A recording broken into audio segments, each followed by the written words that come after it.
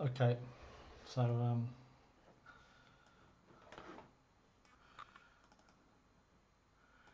not really kind of expecting anyone actually to. Oh, if there is someone watching, then hi. If you've got any questions, then write them in the chat. Otherwise, I'm just going to sit here and do my stuff, essentially, and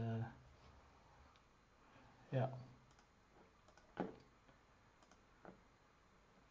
because I kind of got bored, and I thought, what we got here?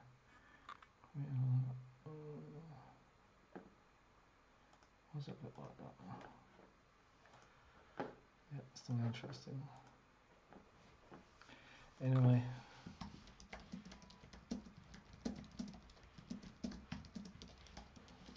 should I spell that right? I can't see it.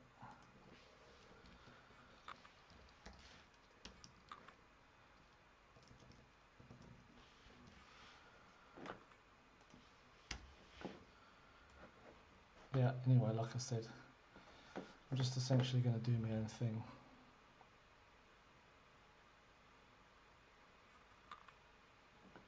And if you've got a topic that you want to talk about, or you want me to talk about, then write it in the chat.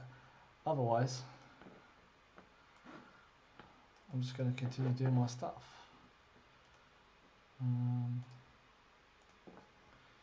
Yeah, essentially what I'm doing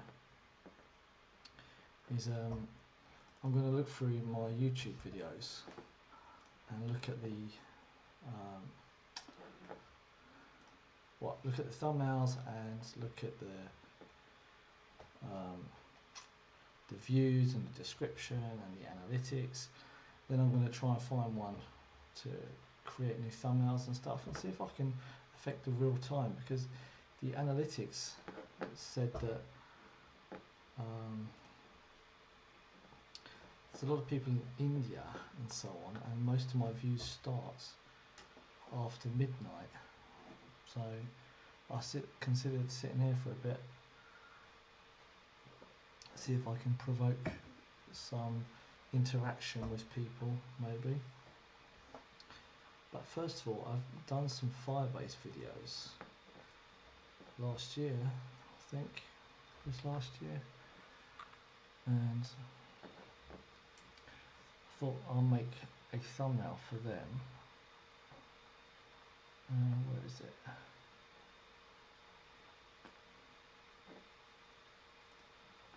Let's just search for this actually.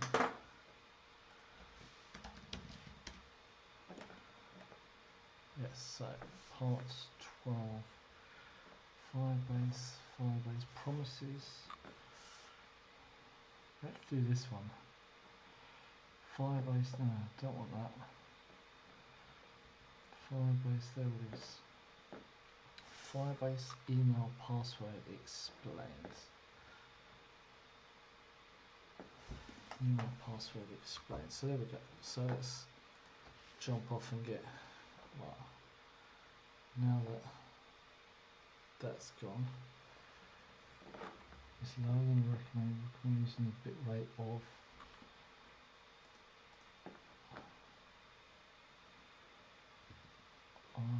4,000 maybe.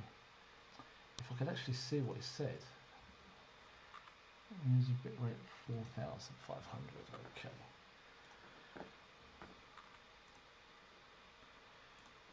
We want output streaming 4,500. Should be better.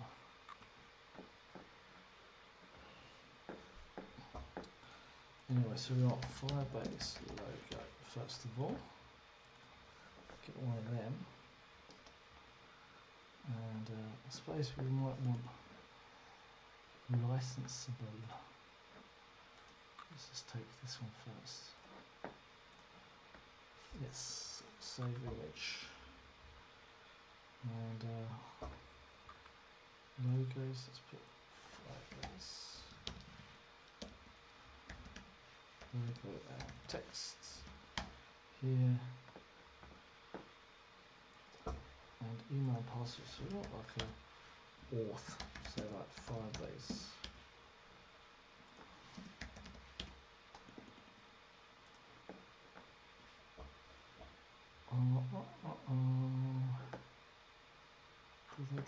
Let's see, like email, password, image. Or we could do an @ sign. Yeah, okay, we can do that with. Okay, so let's open Keynote. I'm using Keynote at the moment for a few things because I like it. It's a new one.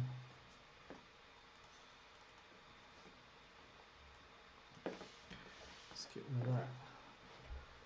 I suppose we could change my monitor to this. Yep. Let's come out here and then let's do a yellow background.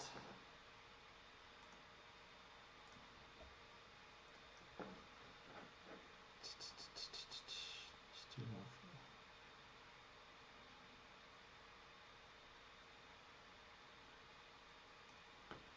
do yellow backgrounds. And then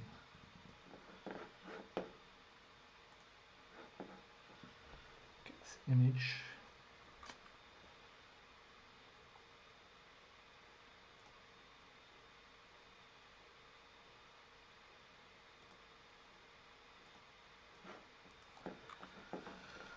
Drag that over. Let's get rid of that again. Get rid of that.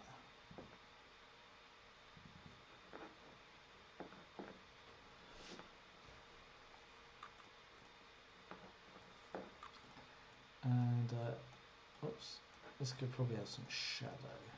Looks a bit better now, but we won't do it. We'll do it like dark.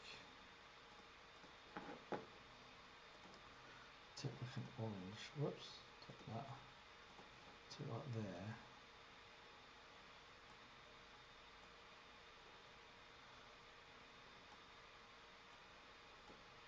Probably looks stupid. No, let's go for like a. Are you gonna change or what? Let's just go for black. We could put it on like a white background actually. It's probably better. Let's like get this. Do that. And then do that. Do this. Change that to white. That's better. And we can group these together. But actually, if we ungroup, distribute, no, right, align center. Well, it seems like they are already. So we've got Firebase.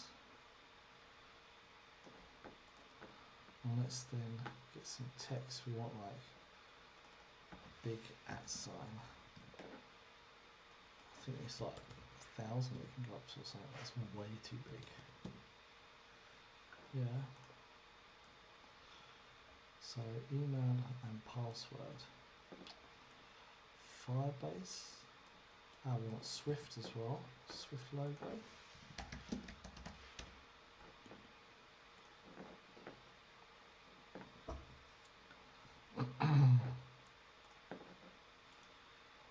It's not JPEG. That is a JPEG.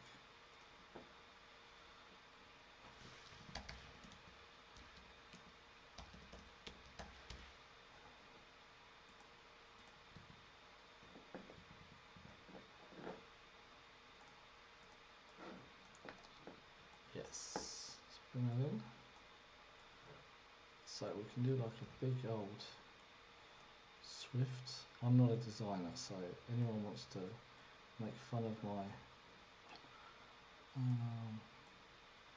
let's do that there.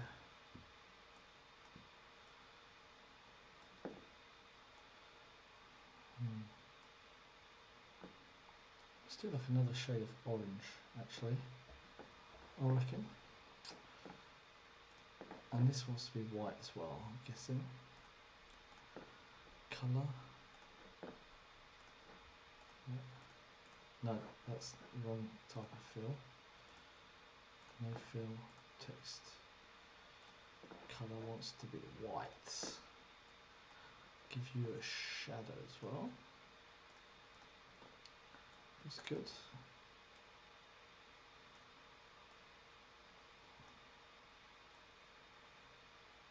Like it. So we want like email, passwords.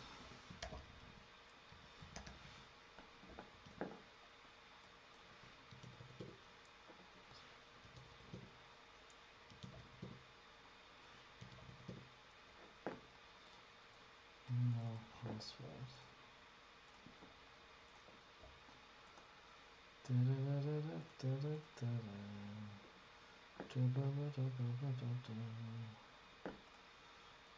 So this can be smaller. It's like 200 or something. 300 maybe. Yes. Right, it's 200. We can go like 230 or something. No, 250. Yeah. Firebase Swift. So it wants to say like Swift Firebase.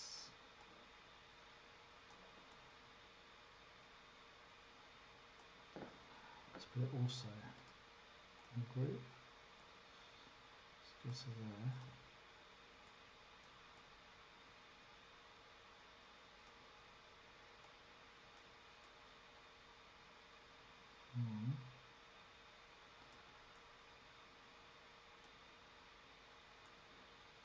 Like that.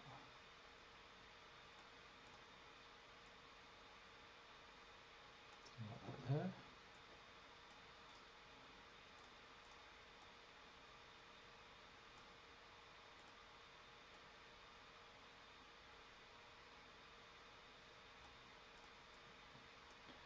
Do it like there.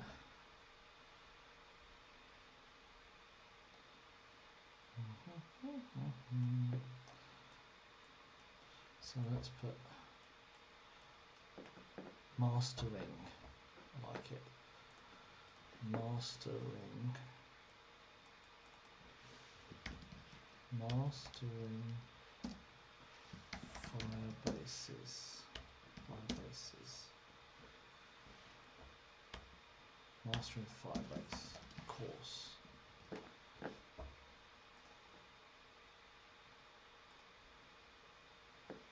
It's going to look terrible in red.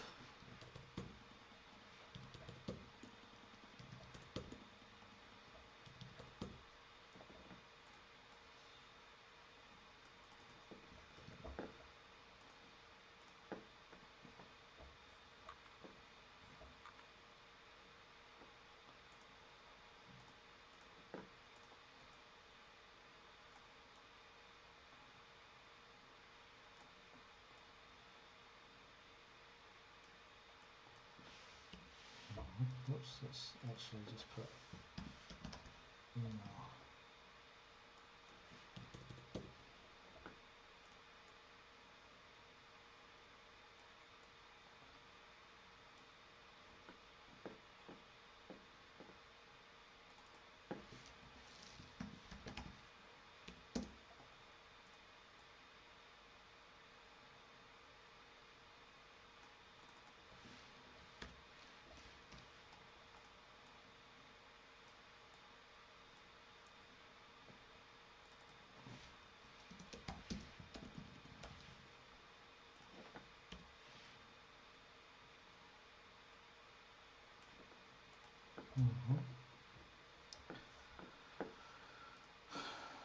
Let's do a triangle.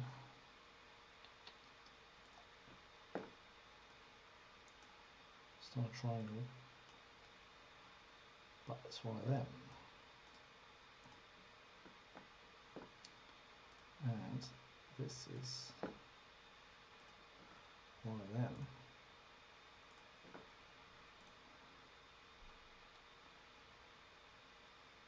And this is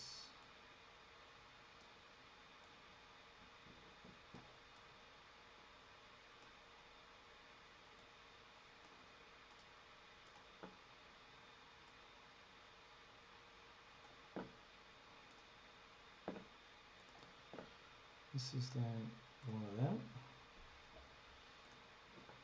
possibly, and then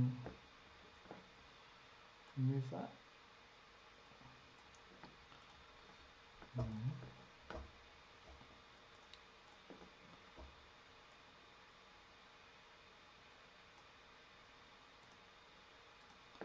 I am not a designer if anyone watches this.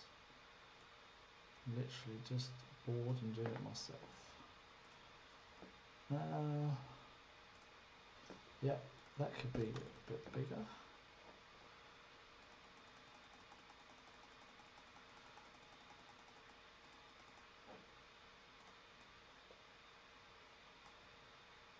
And that's probably as big as it should be.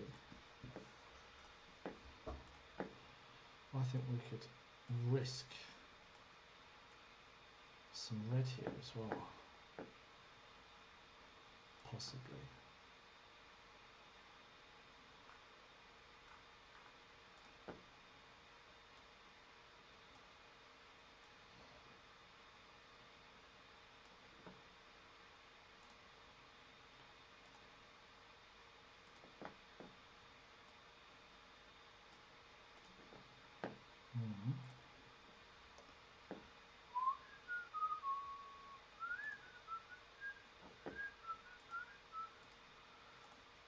Colour fill.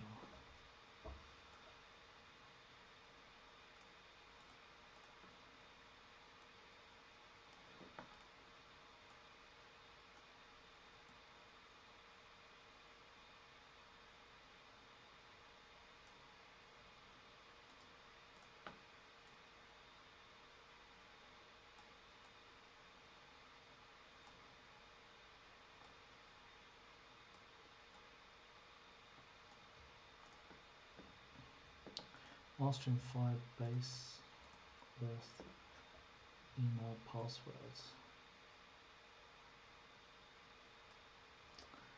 Yeah, that'll do for now. So let's save this.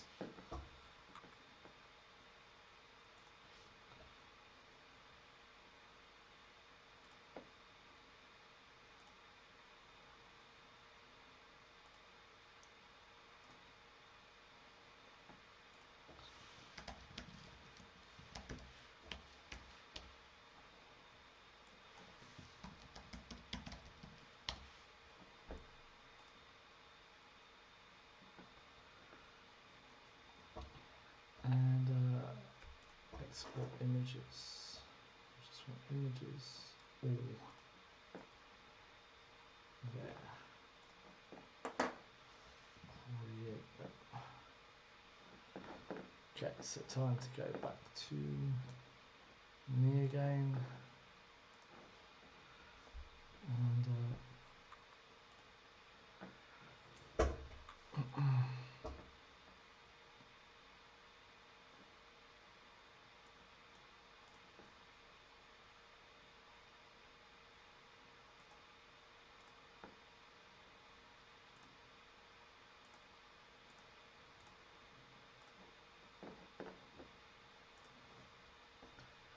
so let's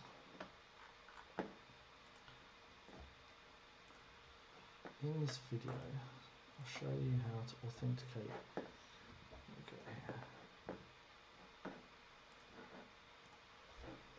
So let's try and come back to here again. At any one point someone wants to write a message, they can. Until then, I'm just going to keep doing what I'm doing. In this video, show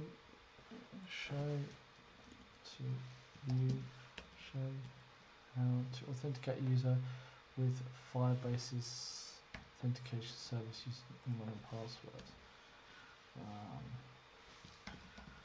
The Firebase's authentication framework for Swift can be downloaded through CocoaPods and imported using the normal steps. authentication framework allows for you to authenticate a user using email and passwords authentication. The users can then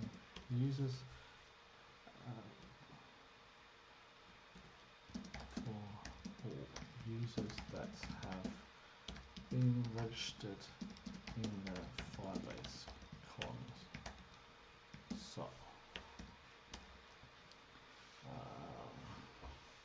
The Firebase authentication framework in a Swift iOS project for iPhone.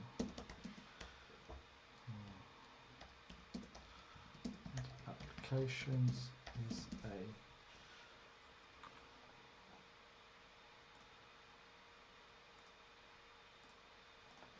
a static framework, meaning that it cannot be included within a Swift, a dynamic Swift framework within your iOS application. Before using the Firebase authentication framework, you will need to register a Google account with Firebase and then create a new project, a new Firebase project. I have not completed this step already. You also need to enable the Firebase authentication for email and password within the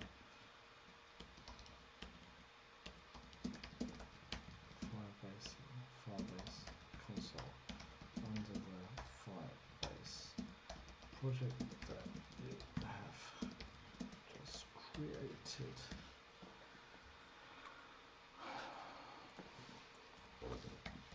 And also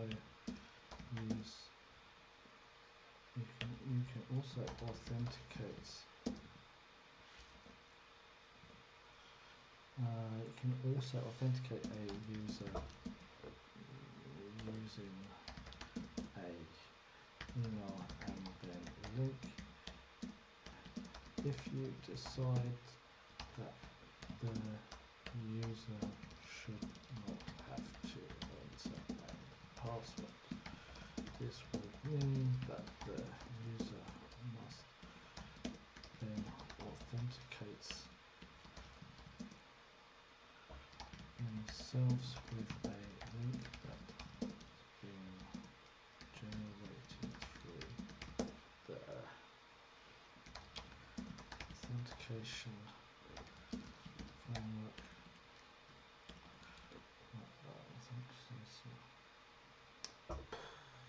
service, and will be set to their registered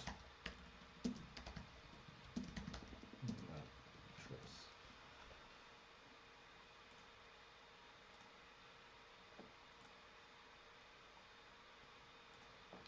Themselves.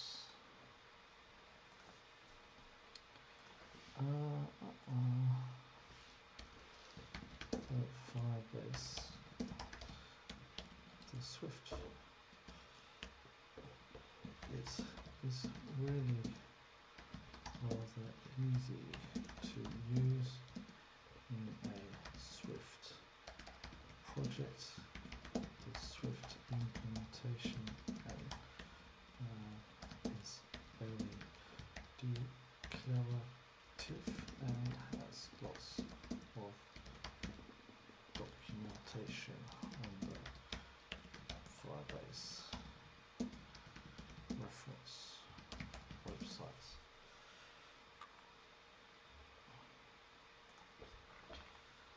Yeah, I think we could write a whole bunch more times, but that will do for now. How to authenticate a Windows application using Firebase's authentication framework. Firebase's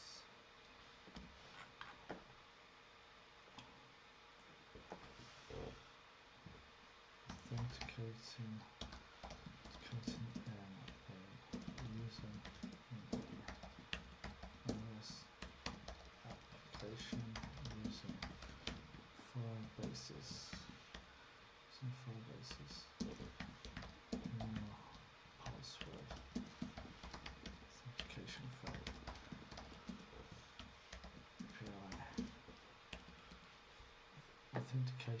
Authenticating a user in the iOS application using Firebase email and password authentication API using Swift.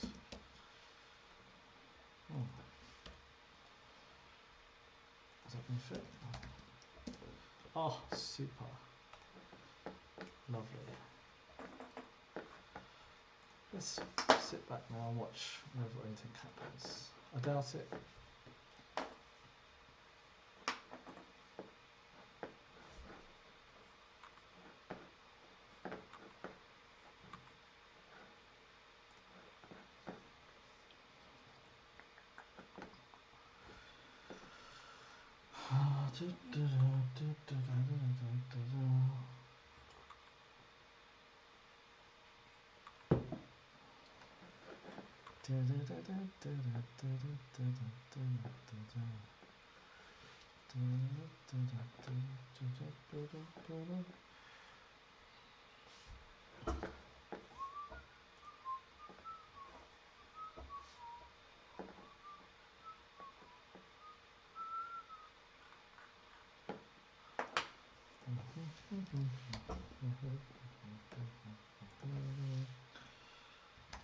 Authentication in a wireless application.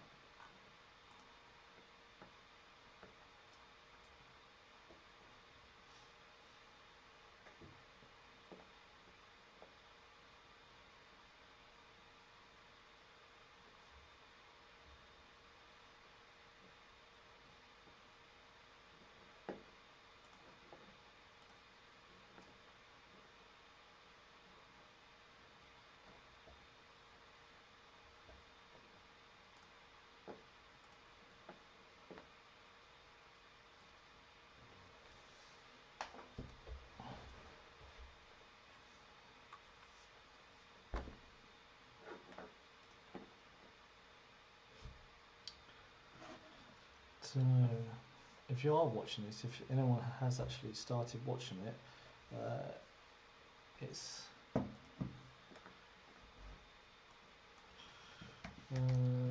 software development chats. Ask a question.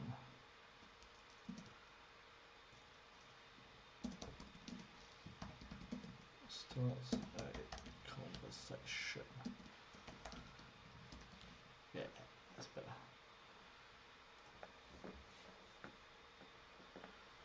Development chat. Ask a question. Start a conversation.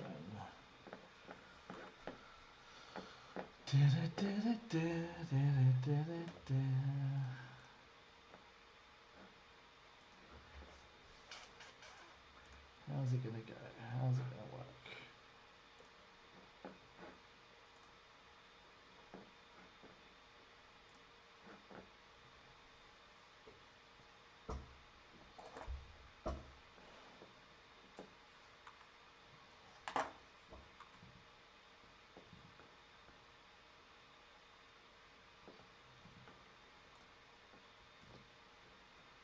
Let's change the background colour.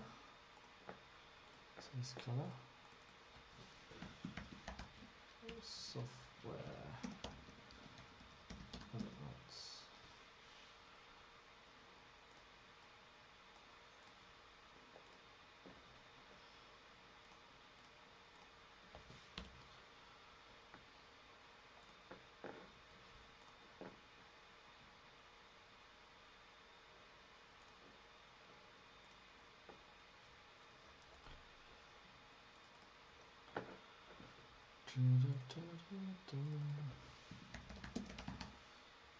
Chats.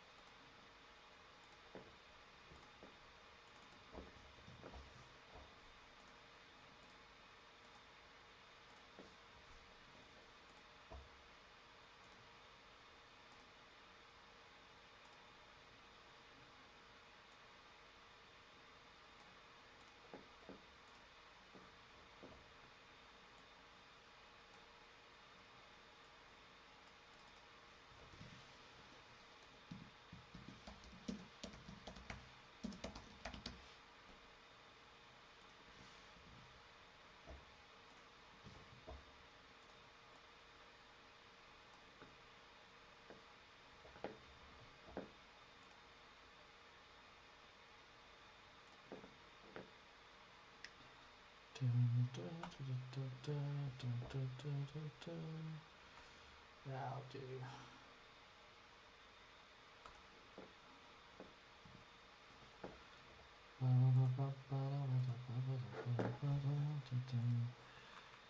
Edit this. Change thumbnail. That's better.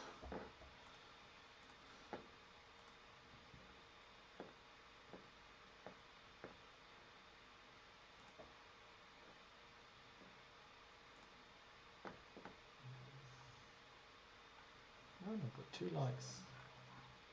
How about that then? Do you have any questions that you would like to ask me about software development? Ask now. Ask now. Let's save a chat.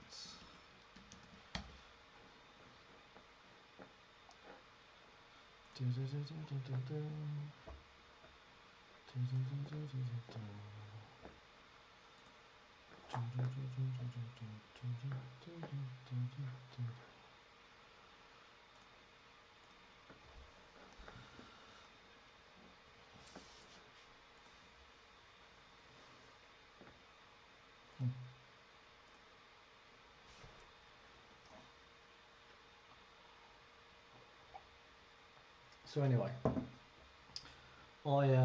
I've been using Keynote over the past week, basically just to learn some different techniques about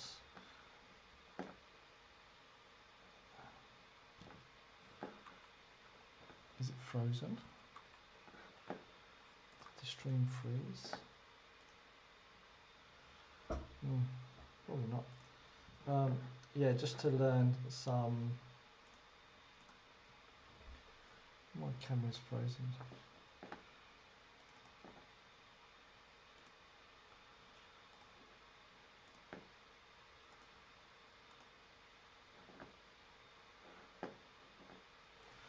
Anyway, guessing it's not frozen. Yeah, I've been learning about how to use Keynote for just essentially to understand how to create better presentations, better videos, and how to create some animations and lower third, whatever they call it, in videos and stuff for my videos. Seems pretty cool. It's quite enjoyable actually to learn it. It's relatively easy to use, surprisingly. Well, considering how good Keynote is, you know, once you start looking at some videos and stuff about it, it's really quite amazing how powerful it is, using iMovie and then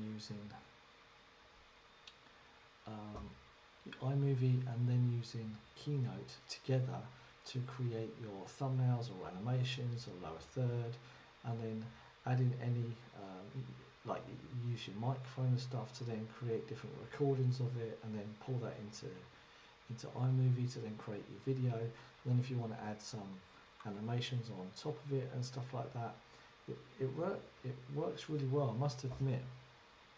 And it's a really good thing also for creating mock-ups and stuff, in my opinion, because it's free. If you've got a Mac, obviously you're developing iOS applications and stuff like that, then you're going to have a Mac or something like that, and to be able to mock up applications or websites on it that have got some form of animation quickly for customers and people, or just for yourself, just to use, is kind of pretty cool. And that's why I kind of started researching about it, because I wanted to basically purchase maybe Final Cut Pro, but then I was thinking, well, wait a minute, let's at least check out what the other free possibilities are. And then lots of video or YouTubers and people said that they do everything in Keynote, so I was like kind of thinking, well, if they're doing it in Keynote, then I could do it in Keynote as well, because that seems kind of logical, you know. And just check here actually that it's working.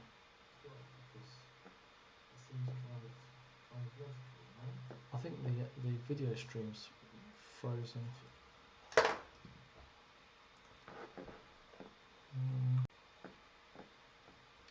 See how that is now. I've just reset it again.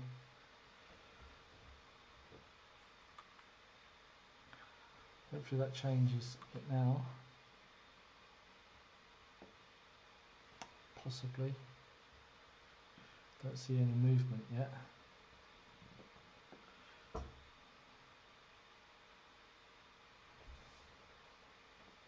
I wonder what went on there. Oh, there we go. We've got movement again now, so we're happy. Alright, anyway, so yeah, and with creating, I've started creating some scripts for some videos, and I've started creating some structure, some organisation for my videos. Before I was always happy just to create videos on the fly and stuff, because yeah, that was just it. But now I'm starting to think about starting a little bit more planning of the videos and a bit about prior preparation rather than just jumping straight into the video. Although I mean this one here, I wanted to go to sleep, then I couldn't sleep, so I thought I'll just sit down and do this, because sometimes drinking a cup of tea helps. Anyway, I've also been working on doing some React over the past weeks, just to extend my knowledge once again on React, because I've concentrated so much on doing iOS stuff, Swift and so on. I've done a whole bunch of frameworks for myself. It's incredible. I mean, I've done 20, 30 repositories on my GitHub. They're all private, unfortunately, because they're all for me. It's not that I don't believe in open source. I do believe in open source, but I'm trying to build a company for the future, and I need to know that I've got code base for me that's proprietary, and that I'm never going to have any worries about other people saying that it's not proprietary and so on, and that they can copy it somewhere else. But yeah, ultimately I want to help people with learning stuff, but I also want to develop full time. I'm not too keen about working for other people that are making money from me. I'd much prefer to maybe earn less money and then learn less money, but be the one making the decisions about the projects and about how I'm doing and what I'm doing it and when I'm doing it, rather than having to listen to other people's bad decisions about the architecture or which frameworks we're using, how we're going to implement it, the different timelines of the projects and stuff, and which things do we want to prioritize first, and how the bugs are done. You know, I always try and say that if someone's paying a lot of money for a product, but they're paying for precision, then they need to be verified that it needs to take time, and in order to have zero bugs and no problem, no errors, they need to spend lots of money on it. But to know that they can have a 80% working product, but with some tests written, to know that when there is a problem, they can jump straight into the tests and add new tests to see where it is. So you know that you're creating a possible version that's not going to work. You're also creating a version that you know that you can fix quickly and you can update quickly, rather than creating something that you have no idea how it works, and then later on spending days and weeks trying to fix small bugs. And that, I don't like that. I mean, I've worked on big projects. I've worked on really big projects, and some of the big projects I've worked on, it's been super organised and really super organised, and we've been so productive. It's just unreal. You know, getting 3-week sprints to do software development, and if you're sat next to people that are super motivated and intelligent, and we don't have to be, it's always good to be intelligent to be able to be productive, but essentially it's better to be working with someone who's good in the team that can be productive with you, to look at the tasks that you've had, split the tasks up, to do pair programming. Pair programming doesn't need to be done like 8 hours a day. It's just good if you're sat there and your co-partner, your pair programmer, is sat like within a couple of meters from you, and you can just be working and stuff, and then saying, hey, what do you think about this? And then just have a quick look at your screen and go, yeah, I think that's good. And then they continue on again. And then you can look at their code, I think you could change this possibly. You know, it's always just looking over their shoulder, always just looking at it. And every single time you come to a possible problem that you think you could have, then you turn around and you talk to your pair programmer and say, what do you think about this? How should we implement this? And then you discuss how you should implement it, and then you just do it. And basically you're just eradicating all these bugs as you go along, which is what I think is super idea. Rather than the programmer like super staying focused on their own code and waiting for code review. Code review is another level, you know. It's a case of where the other pair programmer shouldn't have to look at your did you name this correctly, did you name that correctly, did you put, you know, space in between this, have you returned this, that and the other. They're just looking at the overall logic of it, because before you start committing your code, that's when you should be cleaning your code up for code review and so on. And then in code review, that's the chance for someone to say, I think you should do this, I think you should do that, and stuff like that. Software development, in my opinion, it's yes, there's a knowledge about the programming language, about the architecture, about the frameworks that you're going to use, but software development is key, that you can think outside the box and you can plan the work that you're going to do. Take a huge almighty task that you've got to do in software development and split it down. Ultimately, this is not a software developer's job, it is the project manager's job to split the project down into different sprints and tasks and epics and stories and whatever it is that you might want to call it. But a software developer should be consulting with the project manager about which task they can fit in the allocated time period that they have for it. And if it is a sprint, then you know that within inside of that sprint you've got to be finished at a specific day before that, so stuff can be tested. And do you have quality assurance team? Do you have someone testing your code? Or do you have then a staging environment? Do you have a production environment? Which environments do you have before your actual code is going to go full release in the App Store? So writing software, in my opinion, is more of a planning thing. And I love to use obviously Xcode. I use all the time for development. If I'm developing anything that's non-Swift related, I will use Visual Studio Code because I think it's fantastic. Although if I was going to program PHP or anything like that, or any other, I mean, all of the JetBrains software is fantastic because they've got all this support built in already, which I much prefer to have a IDE that has support for that one framework that you're using, rather than just the support for the language that you're using.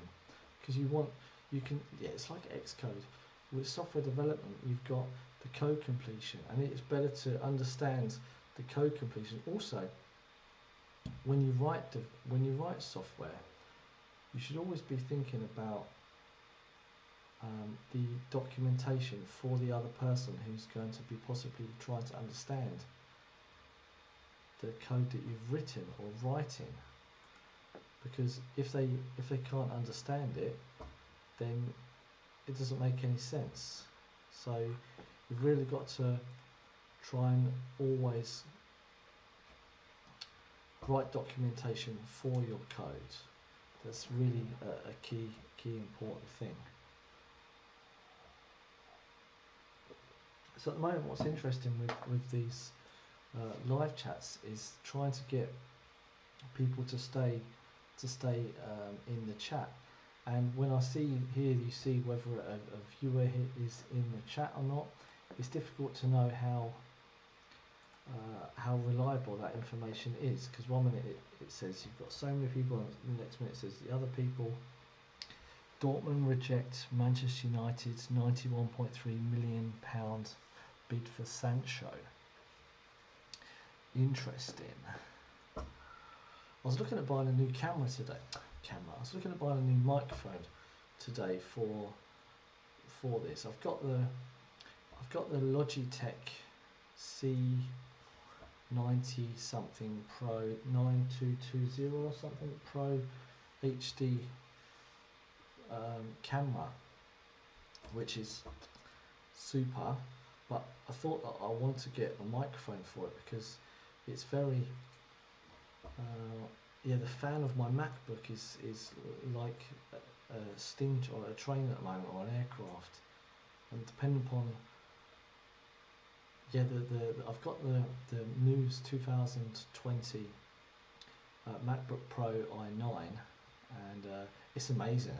It's just an absolute amazing laptop, but the fan does like to spin quite a lot. So that being together with the camera can be a real problem. But I've found with iMovie and so on, it can then remove a lot of the background sound.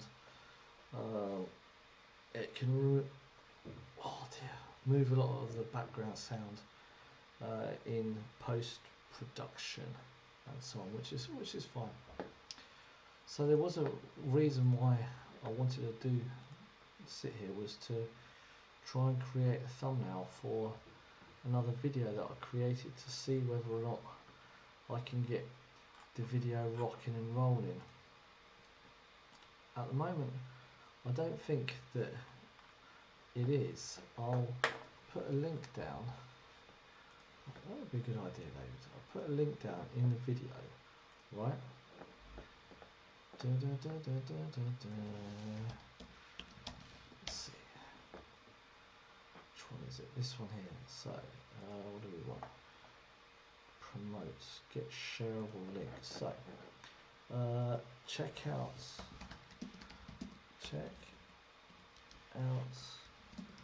this video. It's awesome. It's very biased from me. And let's come into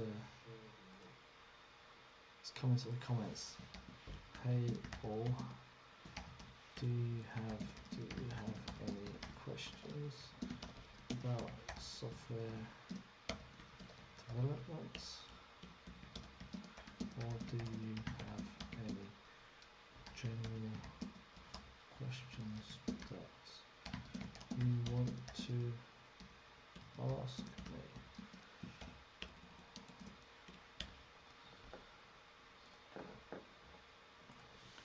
I've been promoting. I am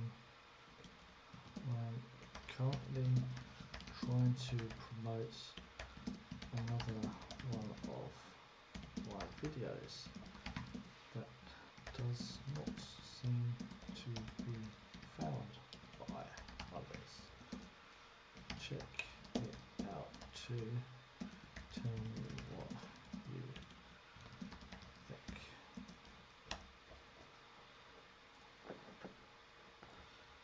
Let's edit this video and check watching the live stream,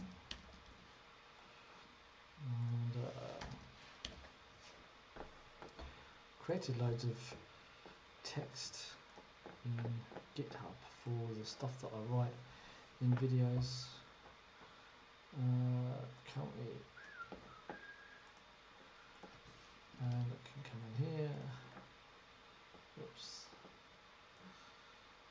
Come in here as well. We need to change this.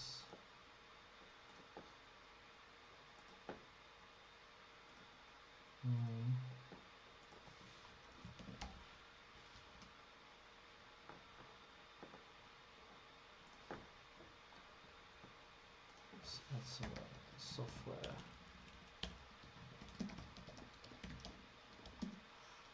development questions. Talk about programming. Discuss websites.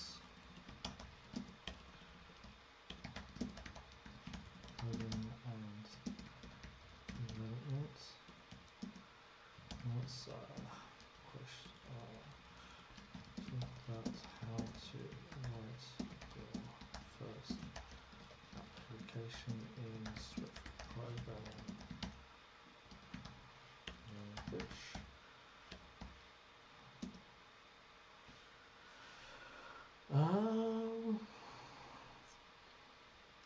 Mobile development. Live chat with David Thorne. Understanding design patterns. That'll do for now. Yes.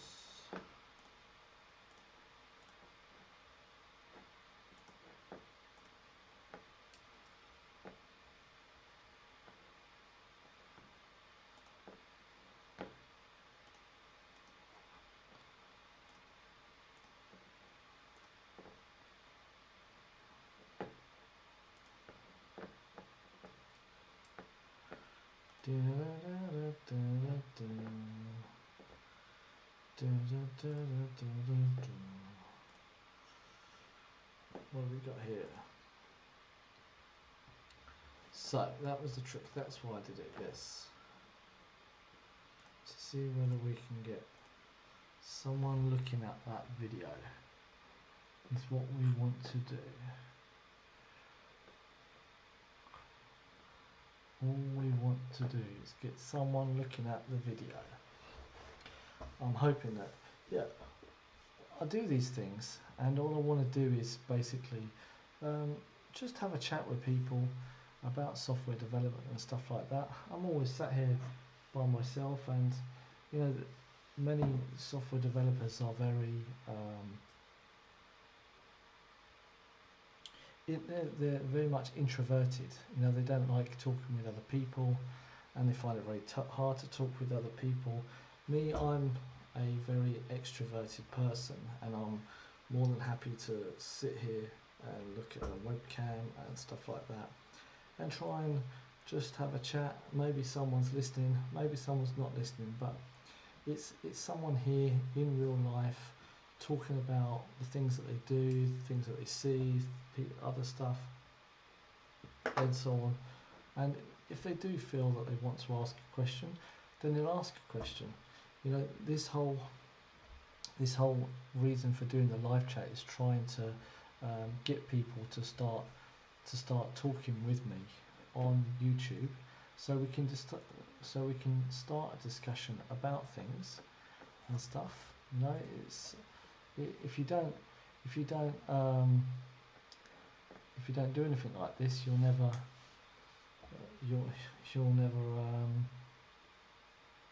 get any further. So you have to take some chances in the beginning to try and get people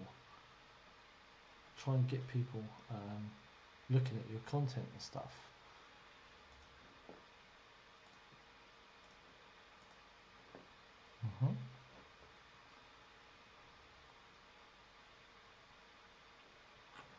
Yeah, my YouTube channel was always previously was always like a big thing for me. It still is a big thing to me today. But you know, as a software developer, you can earn a lot more money doing development, and you know, you get up at 6 o'clock in the morning, because most of the time I'll go to work before 7, so I can finish at like 3 o'clock and then come home and do my own thing, go sleep or go to the canal, go swimming or go football, go into the city or do whatever. And then in the evening time I've got time for myself to do any other programming or Netflix or Sky or whatever it is that I do. And so, you know, if you know you've got enough money, then why concentrate on trying to do a YouTube channel? Now it's kind of the exact opposite. Is that I know I can go and find jobs earning that money and to do those things, but I've noticed that I much prefer to be doing my own thing and having less money.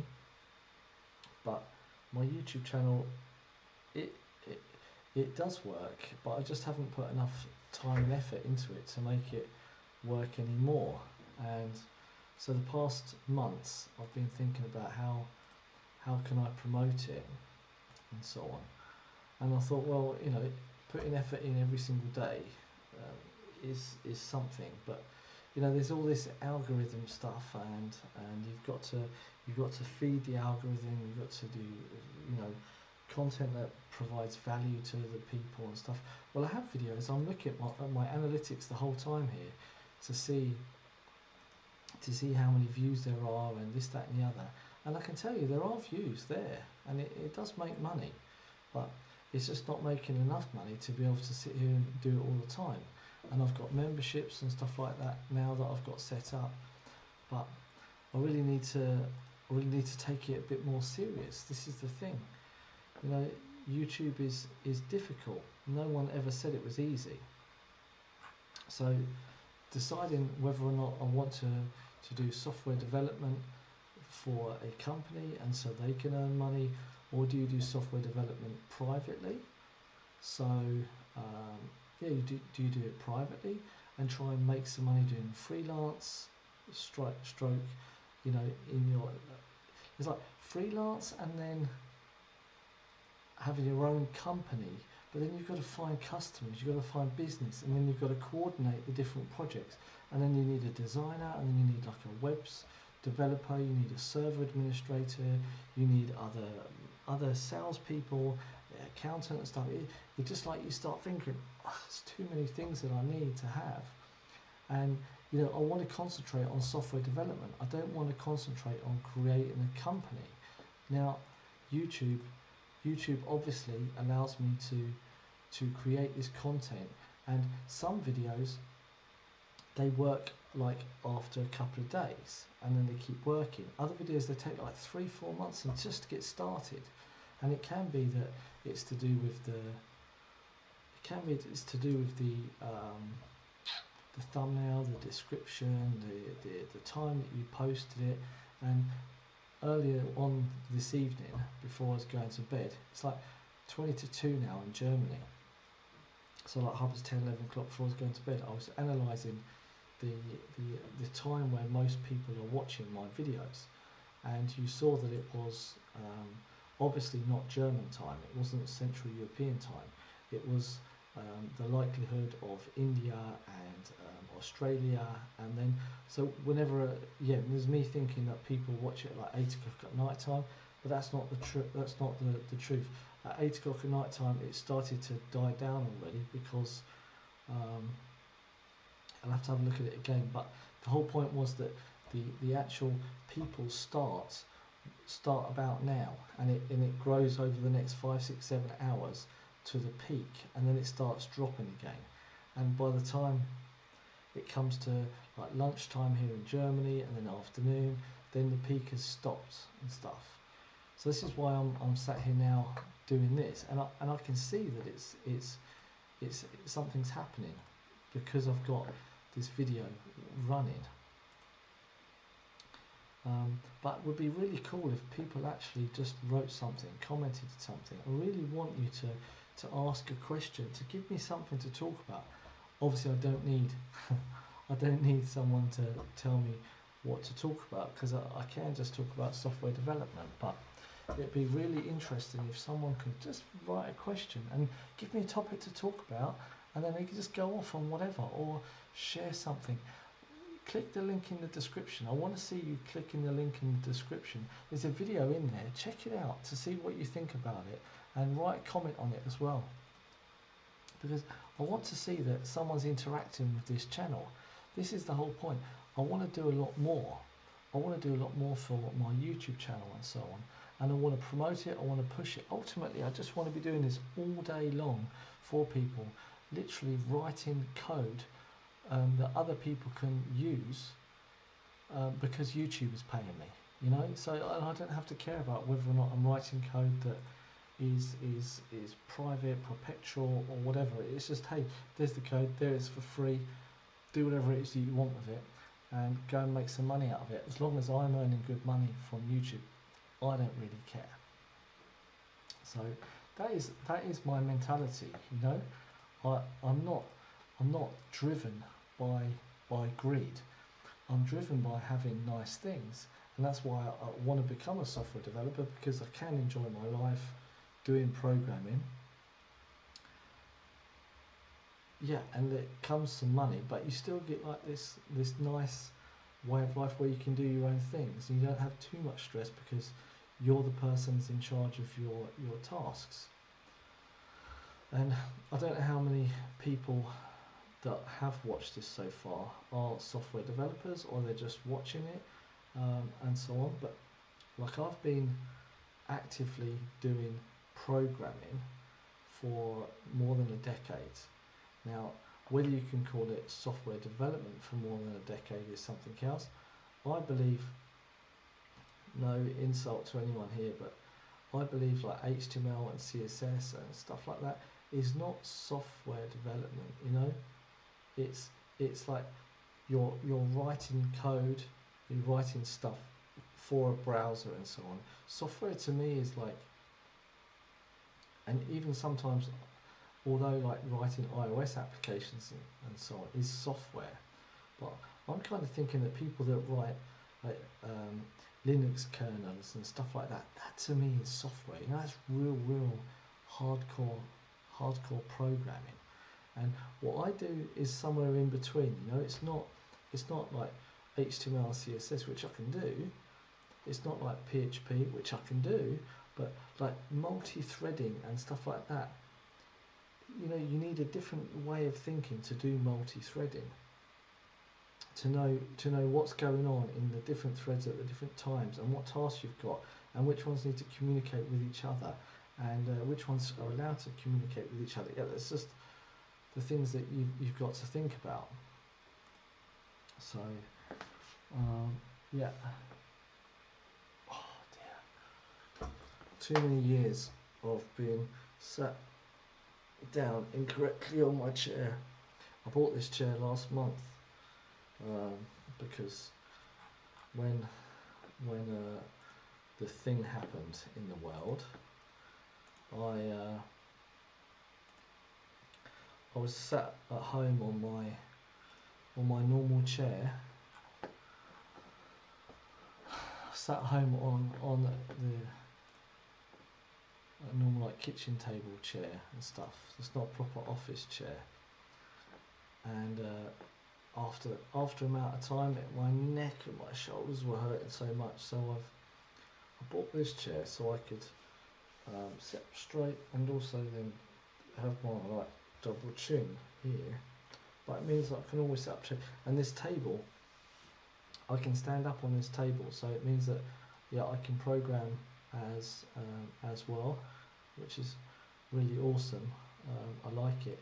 Yeah, today I was standing up all day long programming. So I did like I didn't do programming.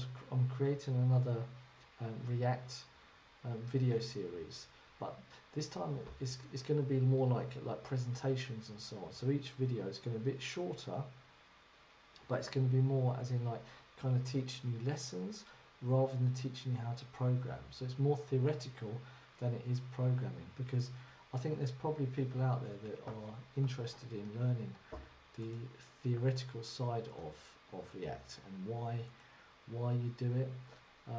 Now, in my opinion, today you shouldn't be writing you shouldn't be using HTML or CSS by itself. You should be using other programs or frameworks, let's call it, like React, that generate, well, it's more like JSX with HTML and stuff. Yeah, I think that's definitely the future. I'm interested to know what the super duper future is, what the next thing that we're gonna be using.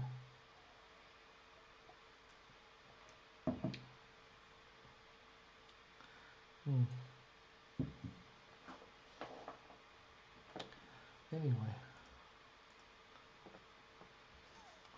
still haven't got a view, but oh, look at that, amazing.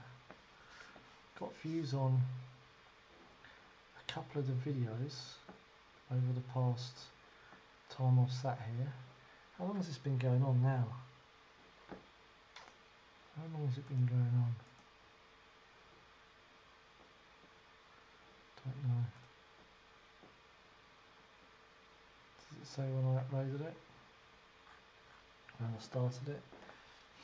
No idea. But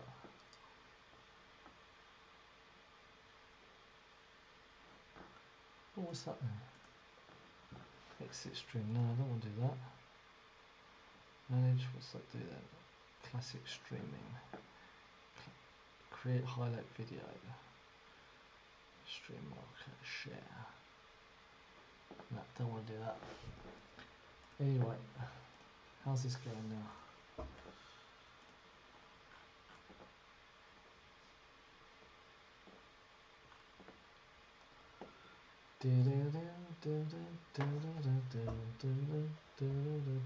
Just got to get rid of this sound though. I need to put like a piece of cloth or something in it, because it makes this sound all the time. Super annoying. Work it out what it is. Put that cloth there. Anyway, so if you are a YouTuber and you're watching this video and you have watched this bit, then please write a comment in the comments below to tell me what your channel is. So I want you to promote your channel.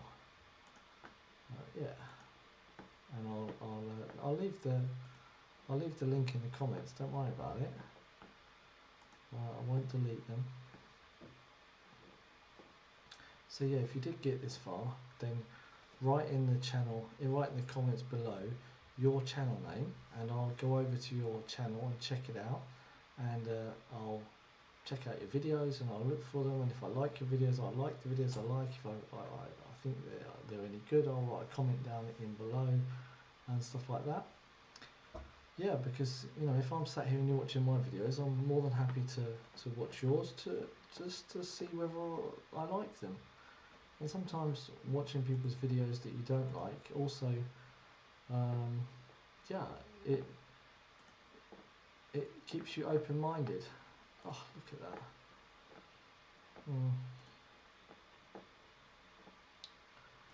Yeah.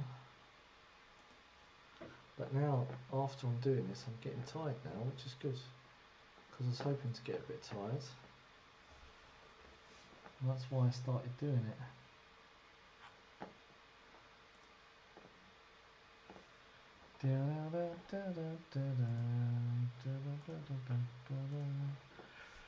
What's going on in the world right now then? More subs. How to create an interactive keynote quiz. That looks interesting. America is now officially in inflation. The Fed has major problems as prices rise to dangerous levels. Interesting. It's Bayern Munich against Borussia Dortmund tomorrow in the German Super Cup on at 8:30 Central European time. The fact that I'm a Dortmund fan, yeah, not well. Bayern lost against Hoffenheim. for one. So it shows it is possible for Dortmund to win, or for Bayern to lose, should we say. But whether or not it was just because they were tired, who knows? We shall find out tomorrow. Yeah, well, I think the average viewing time is increasing to 2 minutes and 46 seconds now. It was like 1 minute, now it's 2 minutes 37 seconds. So I think there are people watching it, or is watching it now. Is there someone watching this video right now? If there is, just write something in the comments down below. Come on. Just for me, yeah? Just for me. Now, if you're not on, if you are a developer and you are on GitHub, then go to github.com/David Thorne. I'll put a link in the description below now, and come and follow me on GitHub. So follow me on GitHub. I can't see on the screen.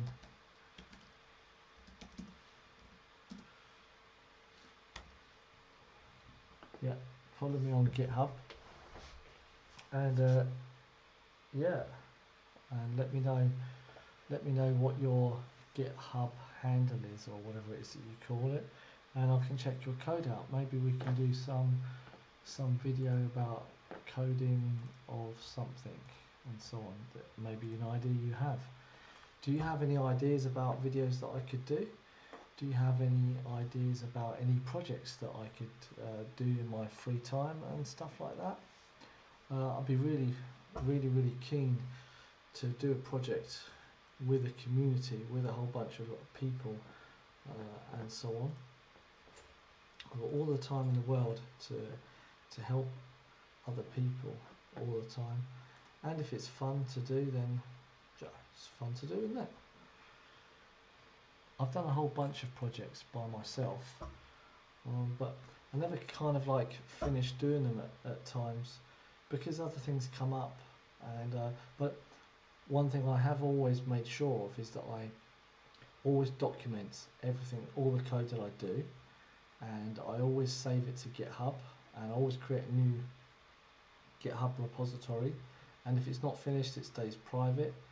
And I've got a lot of frameworks that I've written for Swift to write iOS applications that I've tested, and I know, and I've used in other like weekend projects, let's call them, where I've created a fake project to then use my framework in to then get like real time or real world usage out of it, to see which problems it has, which stuff I've missed, which stuff I haven't done, and then I can work on it as I'm going along. I just add in like merge requests or pull requests, whichever one you want to call it, to try and create it, to try and enhance it.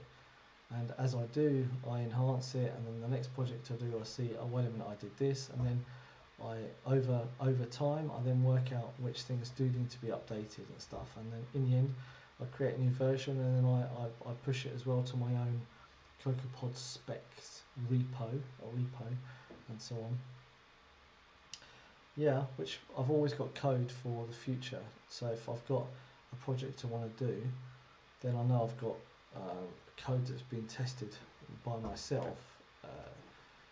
And there's a difference between having code that's been tested and also having code that works. You know, there's code that works and is logical, that you can write something and just understand it, and you know, I'm going to do this, and this saves me time. If you always have to look at the code to know what it is you can do, the code completion and also the documentation of each method should give you an understanding of what it does. Otherwise it's just really shitty code, to be honest with you. So always try and document it for your future self. It's a key and vital aspect of programming. which you shouldn't forget. If you are new to programming, which language are you programming at the moment? Which language do you want to learn in the future? And what are your aspirations? Do you want to become a C++ programmer? Do you want to become an Android developer? Do you want to use Kotlin? Do you want to do full stack? In which direction do you want to do full stack? Are you then rather going to be like, you want to be like a front end developer, but having knowledge about how you can do back end development as well? I'm a little bit like anti full stack developers, to be honest with you, because I think it's a little bit you're kind of saying that you know everything, or you can do everything, and there's no one in the world that can write quality code for every single platform for an app.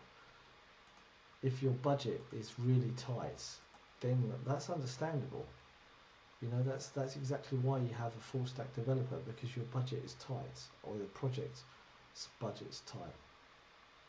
But if you want a long lasting quality application, then in all fairness, React Native scripts, Flutter, any of these non-native apps, they're all gonna find their problem in the future, to be honest with you. So you've got to try and I would advise you to stay away from them. They're good for simple little projects and stuff, that's fine. But like big apps where you've got lots of people, and you've got like cameras, and you've got multi-threading, and you've got then GPSs, or you've got maps, and you've got other stuff, who knows, stay away from it. So stay away, because you're going to have problems. If you've just got an app where it's listing some things from your company and pictures and stuff like that, and you want people to like stuff, that is a React Native app. But like I said, if you start adding native APIs in it, then you're starting to have platform specific code to be able to open the camera, open this and do that and the other, and it's just not a good idea. Not a good idea.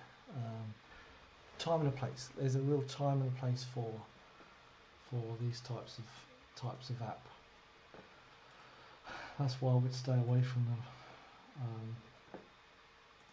But everyone's got to learn for themselves how to do it. It's also understandable. Yeah. What else we got here now?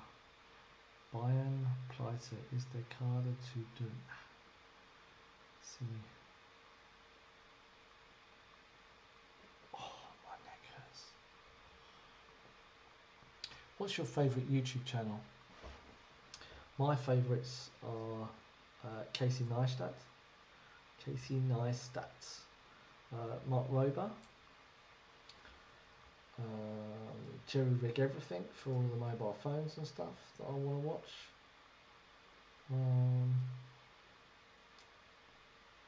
Smarter Every Day, I like.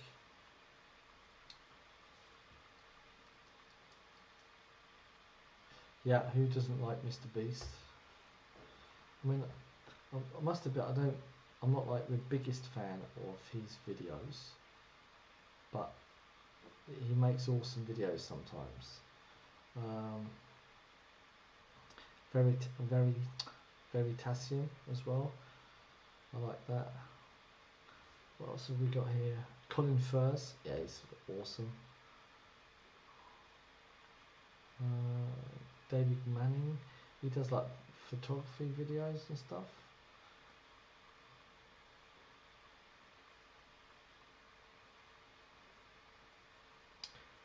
Just looking for all of my subscriptions. Yeah. It's okay to be smart. Firebase.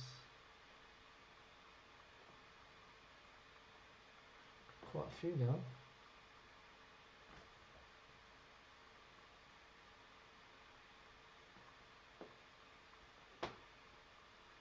Great Scott, there's another one as well. Look, it looks like he posted a video. What was that, 1 year ago? Maybe not. 2 days ago, he did DIY home automation intruder alarm system. Tachometer. Oh, I did miss. Oh, no. That's not the one I was thinking about. It's another one.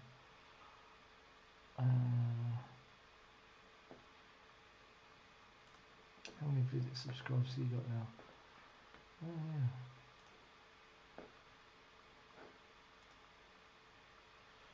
Just checking out some of the videos that people uploaded. The videos I used to watch.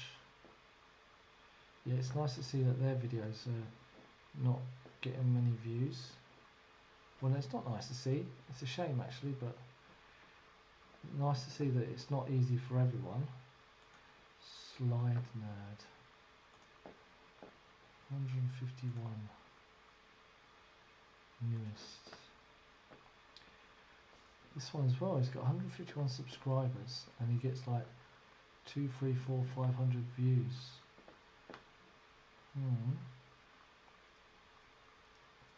Amazing.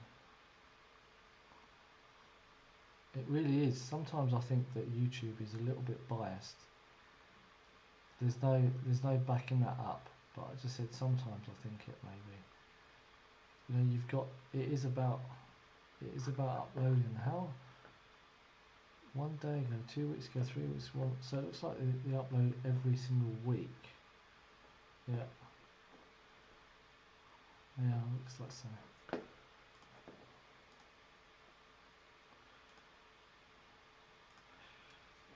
Still haven't seen someone watch one of the videos that I edited or I linked in the video description.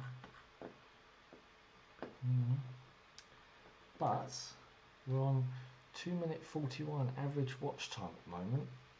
So someone's been watching the videos at least.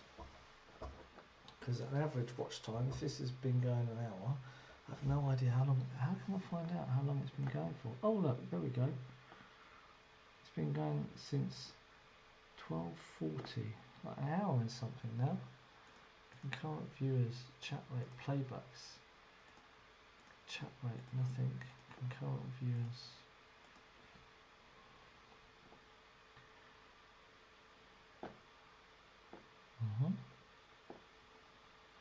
Oh, maybe they have to. I'm not that sure how that works. I have to do some research about it.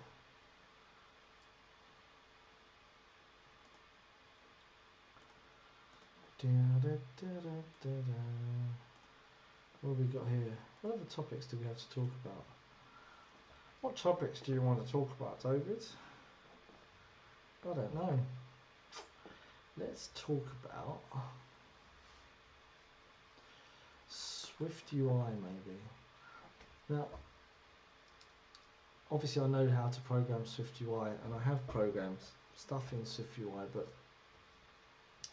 it's still very much a few years away from being standard, and who knows whether Apple will come out with something else, you know, that they then will upgrade SwiftUI to then be something else UI, and it will be then you have to learn this again. Well, let's face it, Swift has got at least 6, 7 years now of stability, but it changed. I mean, Swift has changed like dramatically over the years that I've been doing it.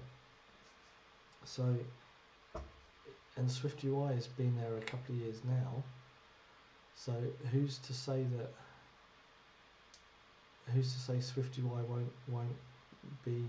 It's not a silver bullet for iOS. If anything, it's, well, who knows? I mean, I prefer to, when you start seeing companies specifically searching for SwiftUI developers, and that's the only thing that they will accept, and it's the only apps they make, then they're not a very successful company, because there's companies with huge apps with millions of lines of code where they couldn't never afford to be able to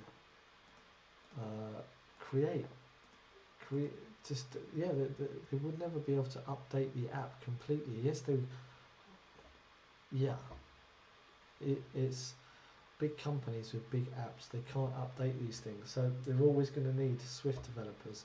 There's probably companies out there that today only employ Objective-C developers.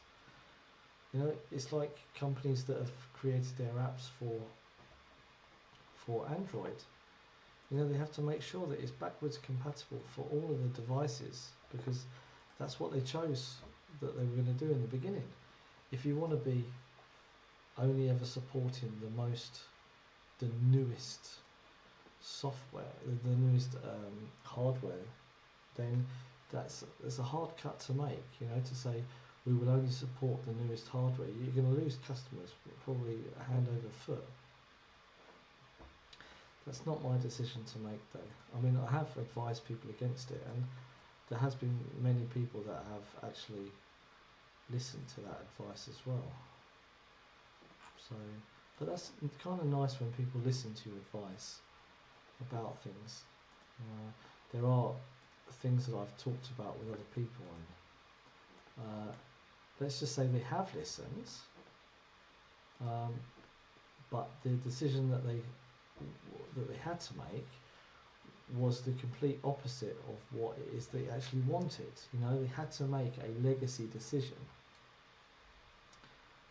because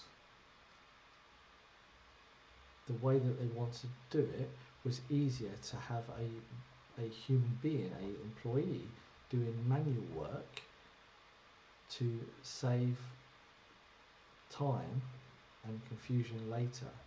And it was a very well thought out bad decision, but the bad decision was the right decision.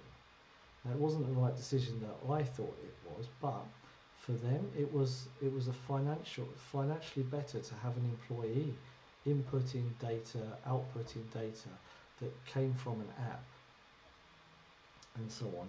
But you know, if that's what the customer wants and that's what the customer needs, then the ultimate things, the only thing they care about is being effective. You know, this is the key thing: is the program what you make effective, and is it effective? And because it being the most efficient app that's not being used is useless. To create an app that's it's the best ever, it's documented, it's this, that, and the other. How many people are using it? Zero. But it's just useless. But to have an app that is like I said in the beginning, is like 80% working, but 20% of it is a bit buggy, and you've got parts of the code where it said this is buggy. This is better because every single day, week, people can give you feedback to say, hey, this didn't work, and they've got a screenshot or a video of it not working, and you can update it. As long as you can keep incrementing the version, then this is how successful companies work. Yes.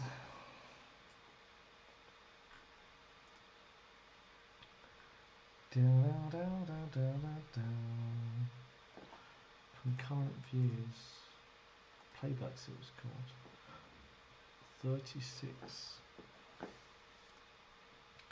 I'll be amazed the day when I sit on here and there'll be like thousands of people in split seconds watching my channel. I'll be amazed, absolutely amazed. And I tell you what, if you're watching this now and I can refer to this video in the future, oh my god, it'll be kind of like, how did it happen? What was the one, should we say?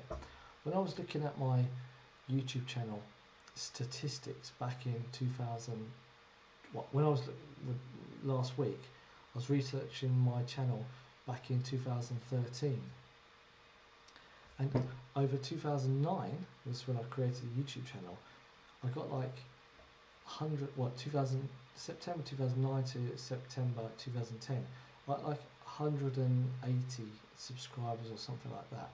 Second year I got some more like that, but third year, or was it fourth year, I got like 700 subscribers in 1 year, and then the year later got like 1,700 or 800 in 1 year, and like 17,000 watch hours in 1 year. And still today I can tell you how many watch hours I get today. And this month, well, let's say the past,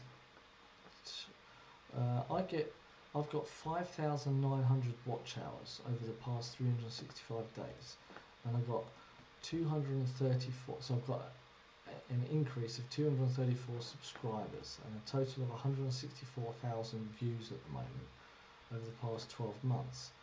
But like in 2019, I had 246,000 views and 7.2 thousand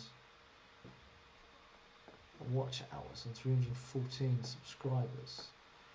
But that was a lot to do with football and so on, because football obviously got a bit terminated, should we say, over the past 6 months for specific reasons in the world.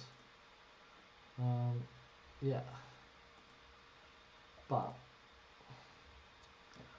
I'm trying to promote my channel as much as I can to try and make it work. And we're at 2 minutes 55 now, average watch time, so it is going up. I'm going to keep going until we can get a good average watch time that I'm happy with.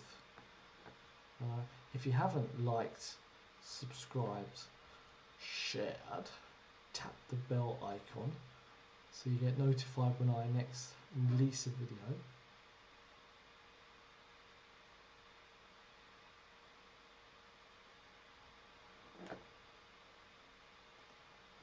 Yeah, then do that now.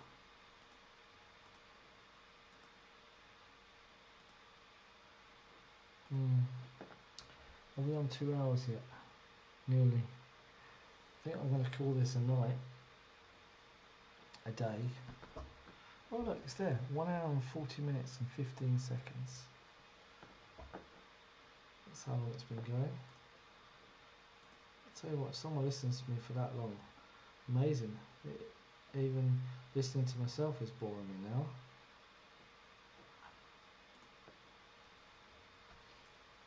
But where are you from, everyone? This is the thing. Where are you from? Which country do you live in? Which countries do you live in?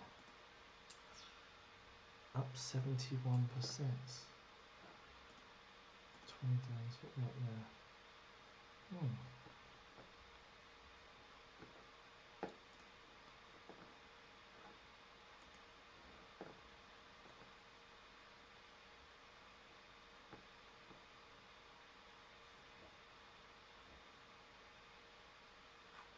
Let's try and change.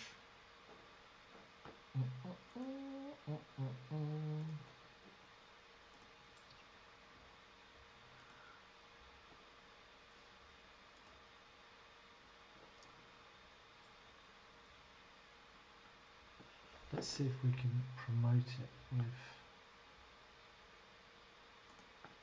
What can we do here? I suppose nothing. Can we do that here? No. David talks about random stuff. Let's do it that one. Yes.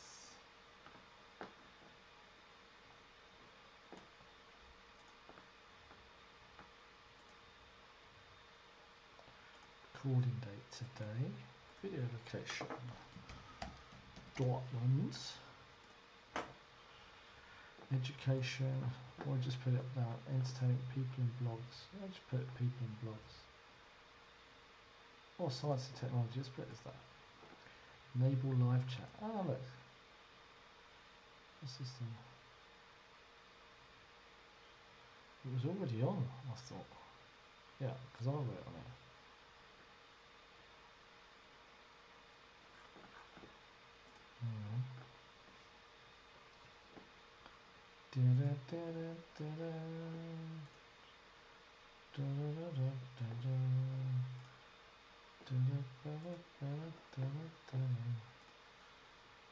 Anyway, so 253.